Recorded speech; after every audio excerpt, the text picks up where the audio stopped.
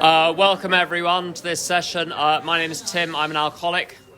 Hi, Tim. Welcome to Path Through the Programme, a 10-part survey of various aspects of the AA programme with a couple of different formats designed to appeal to both AAs and Al-Anons, or indeed anyone using the 12 steps.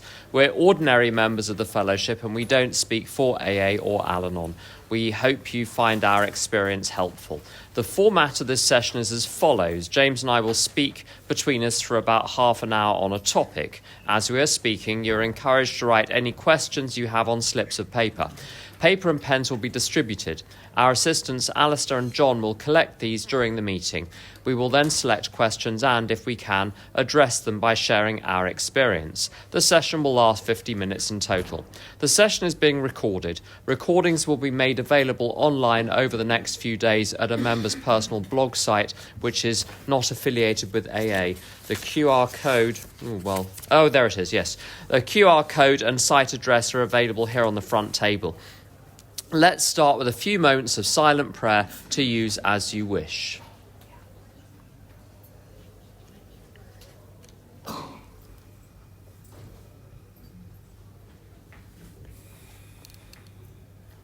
Thank you. This session's topic is applying the programme to relationships. And James is going to kick us off. Hey everyone, I'm Jimmy. I'm an alcoholic. Hey, Jimmy. Thank you, Tim, for letting me come and speak on this interesting topic. I wanted to start with a quote from Chuck C., which I think is perhaps the best thing I've read or heard about relationships in recovery. So Chuck says, "There's no barter in love. You do things because you want to, with no strings on it at all. Marriage isn't a 50-50 thing.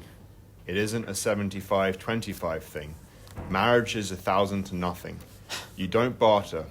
You don't barter with God, and you don't barter with each other. That's the simple, unadulterated truth. The motivation is love, and love is the fulfillment of the law." So that was not my attitude when I came to relationships. Or when I came to AA, when it came to relationships and when it came to AA. I guess I could be described as out of the two characters that is described in the 12 and 12 at step 12, the controlling alcoholic and the controlled. I have a controlling streak in me when it comes to relationships. And I have this sort of selfish attitude that the relationship is simply for my own pleasure and my own needs. And I try and control and manipulate and do whatever I can to kind of get my partner to play the role that I think she needs to play in the relationship and in order to get what I want and to impress the people that I think I need to impress. And none of that is helpful when it comes to forming loving partnerships with other human beings. I've been in a relationship for the majority of my recovery. I got into a relationship when I was 6 months with my current partner, and for the first 3 years of our relationship, we kind of played this alcoholic-y dance where we were together for 3 or 6 months, and those first 3 months were fun and intimate and exciting, and then eventually I would get resentful for one reason or another, and I wouldn't be able to see straight. All I could see were her faults, and eventually, I'd end the relationship, and one thing led to another, and after a matter of months or something, we'd drift back together, and that happened like a few times over the first 3 years of us seeing together. And on the last time that happened, at that point I was kind of taking my program a bit more seriously. I was reading the book, I was trying to practice this stuff in my everyday life. And I made a commitment to myself and to my partner and to God that, this time I would stay. I would work on I would clear my side of the street, and less something, morally corrupt or inhumane happening, that, I was just going to stay in the relationship and do whatever I could to stay. And so that was about 3.5 years ago. And we're still together. We have a baby. Last year we had a baby. We moved house twice. We went to live in Australia for 3 months. All amazing stuff, but as you can imagine, quite challenging for two alcoholics with a newborn baby. I've found that I've had to throw everything I possibly can at staying in the relationship and keeping one step ahead of my ego. I'm gonna kind of just talk about a few suggestions or directions which I've got from the big book. And for me, the pages kind of 80 to 120 or so, those last pages of interaction, working with others, and then to wives, I found particularly helpful when working in relationships. So page 84 says love and tolerance of others is our code. And that, I think, is probably, apart from not even in relationships, but in AA and my recovery as a whole, is probably one of the most important pieces of advice I get from the big book, apart from don't drink. Love and tolerance of others is our code. Whenever I'm in any situation with my partner, I'm always trying to be loving and tolerant. Always, never perfectly, but that's the aim. On page 89, it says, cooperate, never criticize. To be helpful is our only aim. I've really struggled with the criticism part of this, and slowly but surely, I've come up with strategies to avoiding criticism. The one that I probably use most of the time is just holding, restraint of pen and tongue, going for a walk around the block, talking to another alcoholic, doing whatever I can to change my perception or change my mind about the situation. The next suggestion, direction I have is on page 98, which says, argument and fault finding should be avoided like the plague. Again, just like any other resentment, I have to use every ounce of willpower I have not to entertain fault finding. And then page 111 says, the first principle of success is that you should never be angry.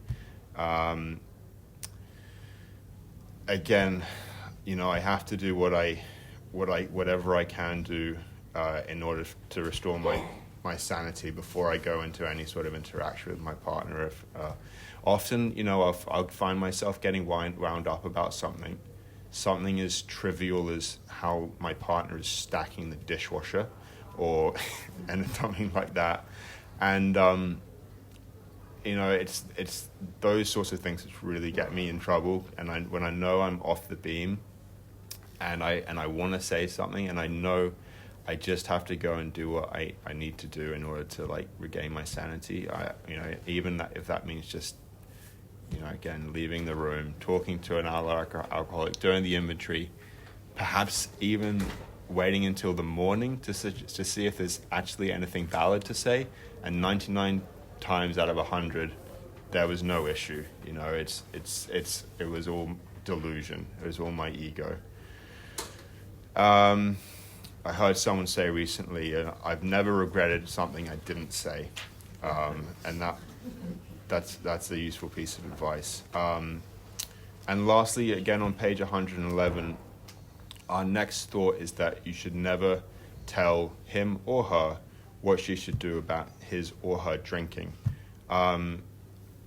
Regardless of drinking, I found that I should never tell my partner what to do, particularly around childcare, or a lot of topics. That's just not part of the deal anymore. And so I found that, when I started to practice these sorts of principles in the relationship, God would start to reveal himself to me, and we could have intimacy, and we could have love, and we could have a beautiful relationship. And there was one sort of aha moment that I had when our baby was about 3 months old, and I was holding our baby Una, and I was looking at her in her innocence and her beauty, and I remember the thought coming to my mind that that this baby, she doesn't need to be any better or any worse than what she is.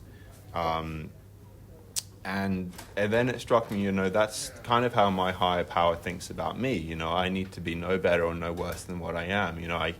I can certainly improve in areas, but my higher power will love me unconditionally. And then I kind of thought, well, perhaps that's the sort of attitude that I need to bring into my relationship, and my relationship with Izzy, but then also my relationship with all of God's kids.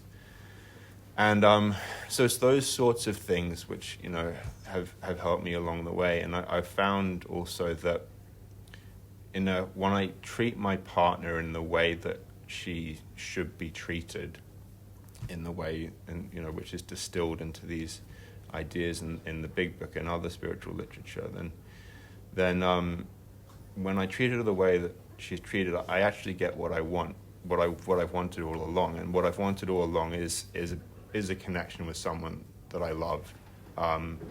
But if I don't do the things that I need to do in order to stay on that spiritual beam, then everything deteriorates. But I think that's about all time I've got, I think. Very good. Thank you so much. Thanks.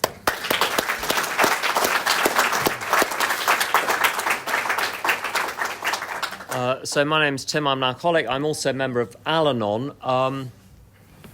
There's an American speaker now deceased called Clancy, who says the call that every sponsor dreads is the one where the sponsee says, "I've met someone."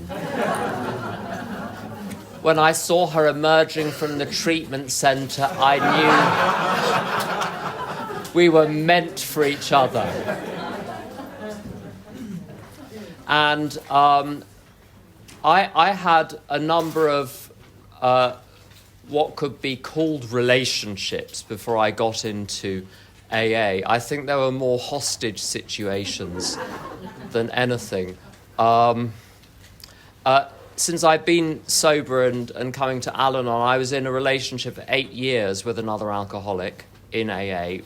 And then we drifted apart. We're still terribly good friends. And I've been in a relationship with a non-alcoholic now for 20 years. I'm obviously not an expert on anything, but I do have some experience, good and bad. So hopefully some of that will come through. My notion of a relationship before I started to get well was was not how I conceived of it at the time. This is what I now understand was happening. It was as though I'd said to myself, there is something very, very wrong with me. There is an emptiness, a sadness, a sense of loss, a sense of abandonment, a sense of separation. And if I meet someone, I think I'd read a book about Plato and had got the idea that, and I'd watched too many films on Channel 4. So I had this idea that if you put together two broken people, you end up with one whole person. And so I would scrub up reasonably well, at least for the first few dates, and get into a deal with someone where I offer you my complete incapacity to love. I'm going to offer you my emptiness, but all painted with gold on the outside. And you're going to offer me your specialness. The specialness that you're offering me is going to fix me. Then I'll be good enough to be with you because you've now proved that I'm okay. Now, of course, whatever frequency one is vibrating on, one will attract people on the same frequency. So I met people that were playing the same game. So it's as though we offered each other our incapacity, all wrapped up in the gold paper. And then you sit there on opposite sides of the room, unwrapping the present that the other person that has given you. And you look inside and there is nothing there. And you're like, you fucker. I've given you this great gift of myself, which I know is a fraud, and I feel as though you've defrauded me, but actually I've defrauded you.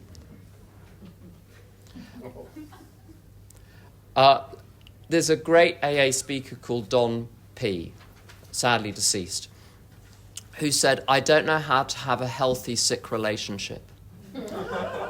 If the fundamental construct of the relationship is sick, I don't know how to fix that.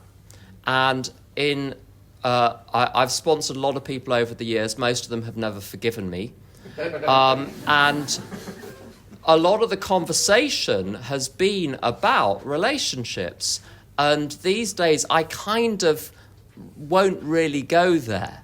There'll be some basic things that Jimmy has talked about, those basic ideas, pages 98 to 99 of the big book, to be sober, considerate and helpful, regardless of what the other person says and does, avoiding criticism and fault-finding like the plague, all of the other things between chapters 8 and 9, the family afterwards and the chapter to wives. There's some wonderful stuff in there. I'll go through that. But there's a very curious thing that I've experienced as a sponsor, sponsoring people that have had relationships which were very similar in dynamic to the sort that I had when I was out there drinking. And I'll tell a story. This is going to seem like a weird digression, but Clancy, again, tells a story about a 12-step call where someone from the group, from his AA group, called up and said, Clancy, I was sober 3 months, but I've let you down, I've let the group down, I've let myself down, and I got drunk. And Clancy said, I'll come over and we'll talk it through. And he spends all night talking to him. And he gets back home, 5 o'clock in the morning, sleeps for an hour, gets in the shower to go to work, thinking, I've had 1 hour's sleep, but I've been helping an alcoholic all night. And I've done a good job, so I feel great about myself. And he gets a call, and it's this chap. And the chap says, Clancy, I thought you said you were going to come over. Because he was just so out of it, he had not realised or remembered that anyone was even visiting him. And people tried to help me when I was in that bubble of sick relationships, and whatever people said was written on wind and water. Nothing could penetrate. And I don't know how to get in there and fix someone who is trapped in one of those cycles. I've had the experience where you think you've helped someone, and then you get the call, we got back together again. And you realise it's just clicked, it's like a slip, it's clicked back to the beginning of the cycle again. I only started to get well with relationships when I sorted out literally everything else first. So I learned how to work, I learned how to be a friend, I learned how to look after my home, I learned how to be a good home group member, I learned how to sponsor, I learned how to be sponsored, I learned how to be part of my community, I learned how to be part of society. When I got to the point that I didn't care if for the rest of my life I was single or with someone, then I was in a position where I was eligible for the early foothills of even being in a relationship. Until that point, whatever deficit I had was not going to be fixed by the relationship. The only problem that a relationship has solved is the problem of not being in a relationship. Whilst I want the relationship to solve anything else, I've booby-trapped it from the get-go. And I've heard some wise people in recovery, in AA and Al-Anon, who've helped me enormously with this. One person said once, I said many, many years ago, I'd like to be in a relationship. And the person said, if you find in your life that you lack opportunities for service and you lack opportunities for forgiveness, then have at it, because those will be the two virtues that you will have to practice in the relationship. Only if you have a surplus to provide to someone else, expecting nothing in return, then by all means have a relationship. And my other half and I, someone sent us an anniversary card once, which I think illustrated for me perfectly what the purpose and function of the relationship is. And it was a picture of a rowing boat which was floating down a stream, and in the prow of the rowing boat were sitting two Labradors, just sort of looking out very proudly, looking at where the boat was going. And the reason this was a perfect image, if you imagine the energy that a dog needs to expend to paddle down a river, that they can swim, but it's hard work. But they've got the boat and they can just float down the river. And the point of the relationship in my marriage is not to give me anything, but to give a home base of strength for both of us, so that we, when we're going out in the world doing the various things that we do, we have somewhere completely safe, completely neutral, completely hospitable to go back to, which gives us strength to do things we couldn't otherwise do. And the Chuck Chamberlain thing about it's 1,000 to nothing, giving of yourself for fun and for free, expecting nothing in return, which is the Dr. Paul O line on the subject matter. Necessarily, there are lots of things that I might have done differently with my life. I was actually planning to move abroad when I met my other half. I would be in the mountains of Bavaria now, I think, if I hadn't met him. One has to give up an awful lot in order to accommodate the other person. But as soon as I see it as giving something up, I'm sunk. I'm not giving anything up. I'm investing myself, because I believe the returns that will be given to the world, not back to me, by me investing myself are worth it. So I'm with someone who is doing such valuable things in the world. I don't care if a particular personal ambition of mine isn't met, because as a whole, what we're doing together is much more important than any personal ambitions I might have. About 14, 15 years ago, I went through a slight wobble in my relationship, and I happened to be in Texas. And the wobble was not because there was anything wrong or because my other half was doing anything wrong. I want to be very clear about that. I had built some sort of ridiculous phantasm in my mind that there was a problem. There was no problem. But I had this little sort of knot of darkness, which pre-existed the relationship. It was from before, but I sort of believed that it was arising in the relationship. I was in Texas. My sponsor is Texan, as you can hear from my accent. And his sponsor, a chap called Jim, who got sober in 1957 and is still alive and still sober, he said, go and talk to Jim. And I got an hour with him and I told him the problem, and he said, whatever you do, do not bring this question up with your other half. You have no right to introduce your darkness into the relationship. This is your problem. Do not make it his problem. My old friend Edwina, who is an uncompromising realist, She's a director of public health. She's also a pathologist, and she's got this pathologist's table which she would perform. She'd buy whole pigs and chop them up and put them in the freezer. And she could butcher an entire pig using her skills as a pathologist who would perform post-mortems. This is someone who is very much grounded in reality and is not squeamish about things. And she said, if you want to kill a relationship, tell the other person exactly what you're feeling. It'll be dead in 6 months. We need to talk about us. Do we? Do we really? Or do I need to talk to my sponsor? Who do I really want to talk to? Who do I really need to talk to? And the model that I operate with, which I've learned in AA, I've learned in Al-Anon, is I have my own private domain and space and life. He has his own private domain and space and life, and then we have a common ground on which we meet, and that is where the relationship is. And I thought for years, because he's very secretive, he's like a very old iPhone. When you turn it on, it's like great for 12 minutes, but then the batteries run down. You need to plug it in for 2 days, and then you'll get another 12. He's very introverted. And I thought for a long time that he was concealing all sorts of very important things from me.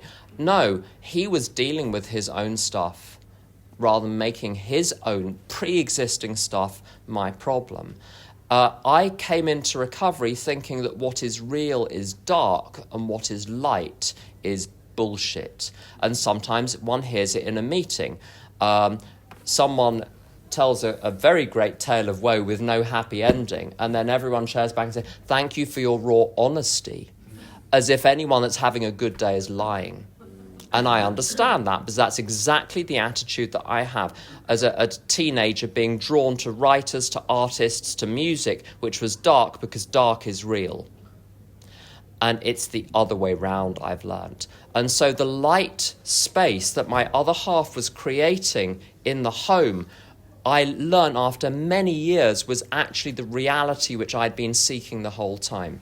So we have this space, we keep other stuff outside. It's almost like, it's sort of temple-like in a sense. A couple of years ago, I was going through whatever. There were circumstances which were producing a physical strain just because of the amount that I was having to do with looking after a very sick relative, close relative. And all my other obligations continued as usual. And I came home 9:30 at night, about to cook the dinner, and out of my mouth came a 15-second complaint about the day and the circumstances and the this and the that. And this is an example of how someone can point you in the right direction, but do it kindly. He stopped me and he said, that, and he gestured in the general direction of what I said, that needs to stop. If you permit it, it will take over. Tell me something good that happened today. He did not want the home to be poisoned with what I was going to bring to it.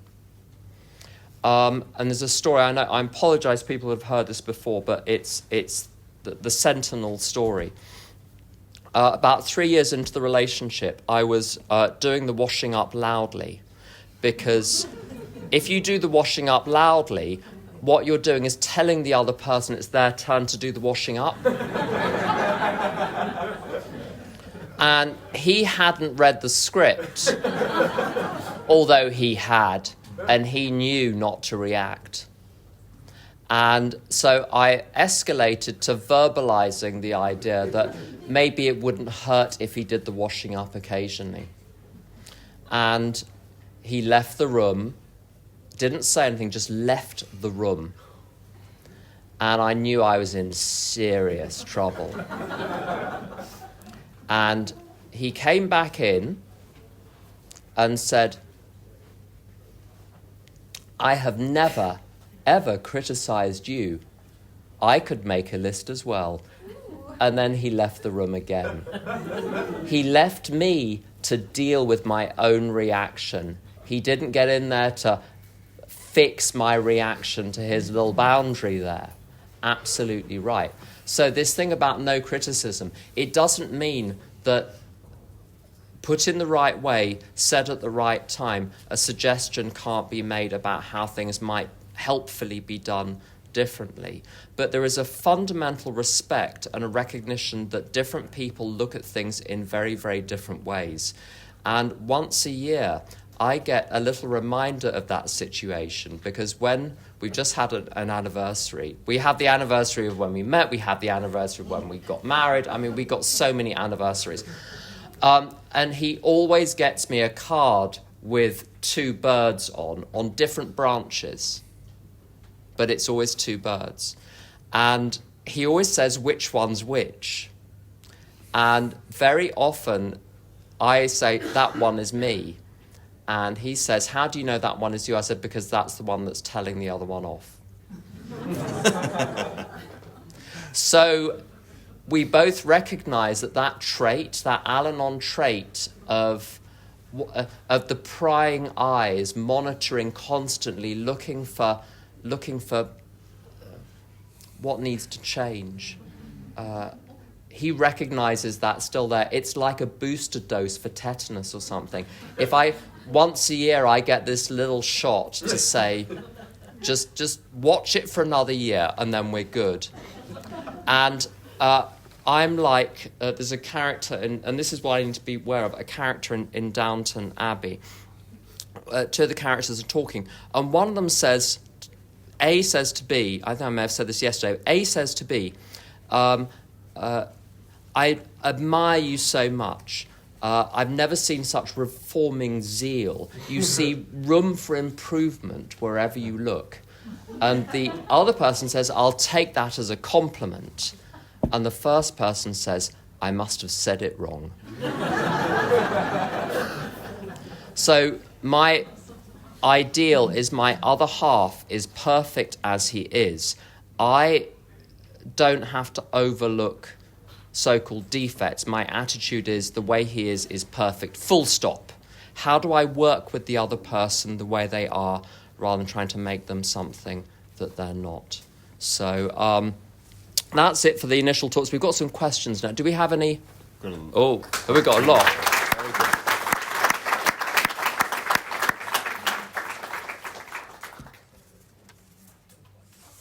Oh.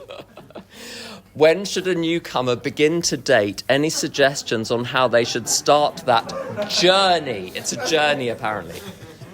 Is that for me? Oh, yes. I mean, everyone's heard the ideal that you shouldn't start dating in the first year. As I said, I met my partner 6 months into my first year, although I've been in recovery for or been floating around for a couple of years before that. I guess my experience here is that you kind of have to fuck it up yourself, like you got to learn by making mistakes. For me anyway, that was my experience. I mean, obviously I stayed with my partner and we ended up being very compatible and soulmates. But I've sponsored people who have got together or had lots of relationships in their first year, which have been a complete disaster. So to be honest, for me, I don't think there's a right or wrong answer to that. But Tim, maybe you have a different opinion.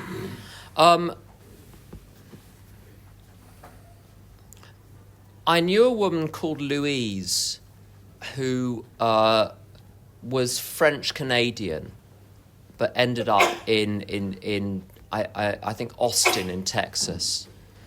So she had the toughness of French Canadians, and then that was redoubled with the toughness of Texans. And her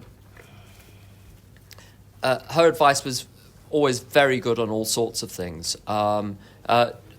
Just as an aside, her attitude with sponsorship, I was in Texas, I was with my sponsor's wife who was in AA, and her sponsor who was Louise, and the sponsee of mine sent me a little question, so I put it to the group. How am I going to respond to this? And Louise said, you might as well tell them the truth because they're going to die anyway. Now, with every so-called rule in AA, there's always an exception. And she met, when she was a few years sober, someone came in through the door, and within 3 days they were dating, and they were together for over 40 years, and they had a perfectly happy marriage. Now, those examples, that's not something to sort of wave at your home group and say, have at it. But I don't think there's a fixed rule with this. Let's have another one. How to love the person and hate the addict.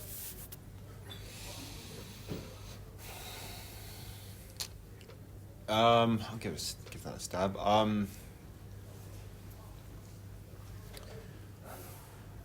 I don't know if hating the addict. Well, yeah. I mean, I think rather than addict, I'd say maybe some shortcomings of a partner. Not that I'm the judge in the relationship anyway, but I think the best that I can do is focus my attention on the qualities of my partner rather than my judgments of her. And if that means I have to write a gratitude list every day, saying the things that I love about my partner, then so be it. But I found that I have a tendency to fault find and to look at the negative parts of anyone or the judgments that I have of people, and in order to counteract that, I have to make a conscious effort to look at the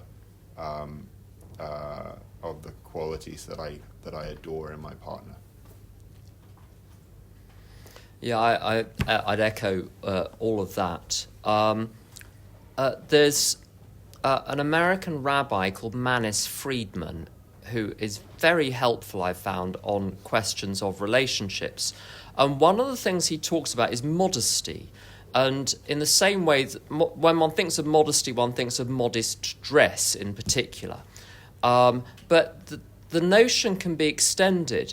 So if someone has got unseemly behaviour or unseemly character defects, or is doing things which are unhelpful to them and others, to have to allow them the modesty of having those without being under constant surveillance. So I don't have to hate the thing that's going on, but I can look past it. I can let them do that and focus on the part of the relationship which is working. But I think there are lots of, in Greek there are different words for love. In ancient Greek, the notions of love are very clearly defined by different authors. And there's this idea that in sort of Western civilization that sort of sex and romantic love necessarily go together, and that those elements are not present in any other types of relationship. It's all very divided up. So I think the principles here actually apply to all sorts of different relationships, whether or not there's anything going on bedroom-wise and whether or not there's anything going on domestically. One can have as strong bonds with other people. And I've had very close relationships, non-romantic in the Western sense, and certainly non-sexual, with alcoholics and with addicts. And this question of loving the person and hating the addict, part of patience, the word patience comes from the Latin verb patire, which means to suffer. So to be patient means to suffer watching someone who is suffering without attempting to fix, control, interfere, punish, admonish, and without running away. And so I've had friendships with people where in the last few years they drank and deteriorated and eventually died. And if I would allow myself to hate the addict or even hate the addiction, to recast that and say they're not very well, that's all. And if they're badly behaved, my other half always says, he can't help it, he's only little. Exactly. To engender a sense of sympathy and respect for the person as well. So next one. How have you used the programme during the post-breakup phase?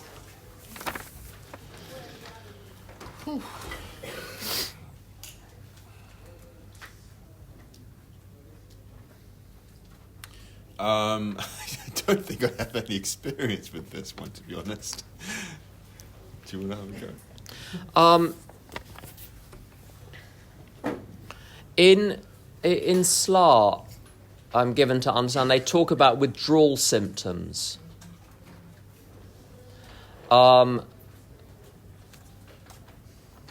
A friend of mine from California says regularly, lots of his home groups, he's old, but he lives in a kind of funky town with lots of young people.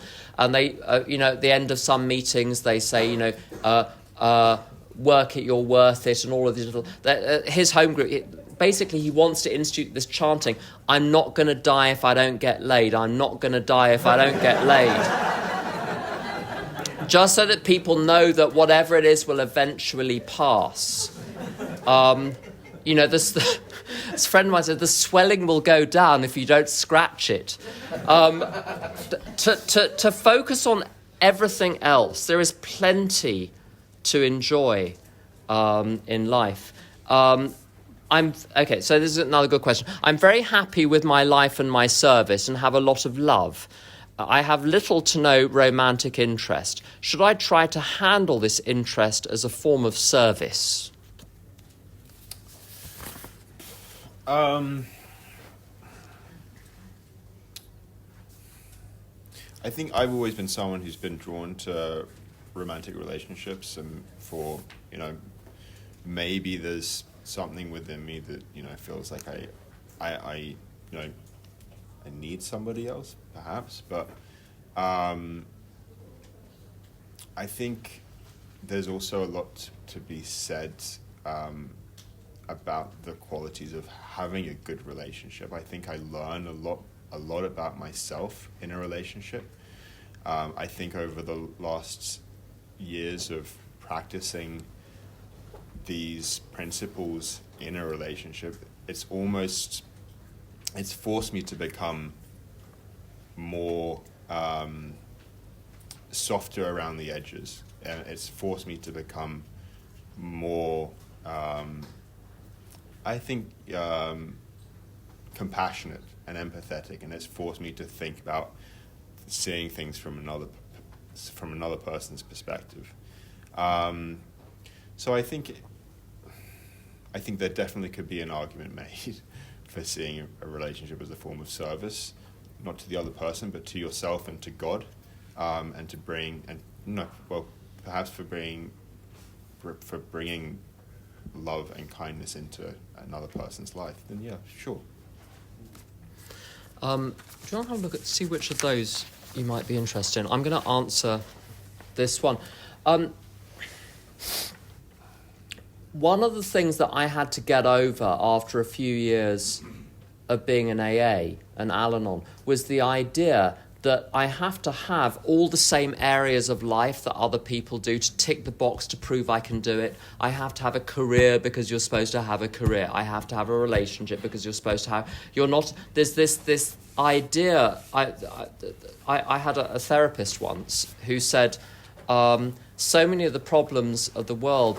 of the West world seem to come from the television that people watch, which inculcates the... Like she said with Friends, absolute disaster of a show, because people would come into her office and say, I don't have 5 best friends. What's wrong with me? And she would have to explain to person after person, this is a television programme. This is not reality. And I was certainly brought up with the idea that romantic... A romantic relationship is important, and a sexual relationship in particular is important. And I think if you read back into the 19th century, the notion of marriage, and in other cultures as well, the notion of marriage is a vehicle to produce a family, to create a stable unit in which people can live and love and grow and learn and do all sorts of other things. This obsession, and I think romantic obsession was one of my addictions. And I don't think I'm the only one in AA for whom that is the case. So you put lots of people for whom romantic obsession was the thing that was going to fix them in a room together and say, here are some steps. People say, oh, well, once we've done the steps, what we need to do is have a romantic... We need to succeed, as if to make up for all the failures in the past, to prove, I can have a romantic relationship. Look, I'm all right, I'm okay after all. And one of the great freedoms that I think in recovery is... my first sponsor said to me, you don't have to become anyone else. You don't have to become me. You have to become yourself. And if that is going to be part of your life, great. And if it's not, great. That's fine. And there's a weird line in the Big Book where it talks about sex, and it says some people would have us on a straight pepper diet, and others would have us have no flavour for our fare. And it always struck me as like a really strange thing to say, but no one advocates eating only pepper. I think I maybe 29 years sober before I realised pepper is a condiment, it's not a food group. Sex is not an area of my life. It is something I might do in one area of my life, which is in an intimate relationship if I have one. And so sex in my life has been demoted from like one of the chief areas that I have to get right to prove that I'm well, to being, well, if it happens, great. If it doesn't, it's not even in the top 50 priorities in my life. And it's not even in the top 20 aspects of my relationship. There are so many more important things. And that's really taken the pressure off. So, cool. I'm going to, last question. Which of the 12 traditions do you find most helpful when applied to your home life? Should I go first? Yeah. I haven't studied the traditions enough to have a favourite tradition when applied to my home life, but what I have found helpful is generally having the perspective of being of service in the relationship, and treating the relationship as if it was a service position, and having the same vision and respect and discipline that I would have if I was turning up to my home group on a Friday night, and taking that same attitude into the relationship. Yeah, I'm going to leave it there. Tradition, I mean, all 12 traditions can be applied successfully and helpfully in relationships, but there's one in particular that I think solves all sorts of intractable situations, and it's the principle of anonymity in Tradition 12. And Bill W. talks about anonymity being the sacrifice of self for the group, the sacrifice of self in favour of the interests of others and the good of all. And sometimes my other half is in a very prominent work position and is under very significant pressure a lot of the time, and is open to a lot of public attack. Very difficult. Now, there are times when he's very available and very giving. There are times where he comes home, he has nothing left to give because he's already given too much at work. And I get to be the silent housekeeper. So I get to do the laundry and do the dinner and be part of the septic environment, the aseptic environment in which this person can heal, with absolutely no demands from my side, to allow the other person the time and space to do whatever they need to do. And there was a 2-year period where, because of various work pressures, there wasn't a lot of availability from his side, and I just bided my time, and then it all sorted itself out. So one's playing a very long game here. It's not 50-50. It's the complete sacrifice of self, which means you've got to pick someone that you're willing to sacrifice for, that is worth sacrificing for. That's all the time we have, I'm afraid. The remaining sessions today are applying the programme to work and then service as a way of life. So let's close with the serenity prayer. God, grant me the serenity to accept the things I cannot change, the courage to change things I can, and the wisdom to know the difference.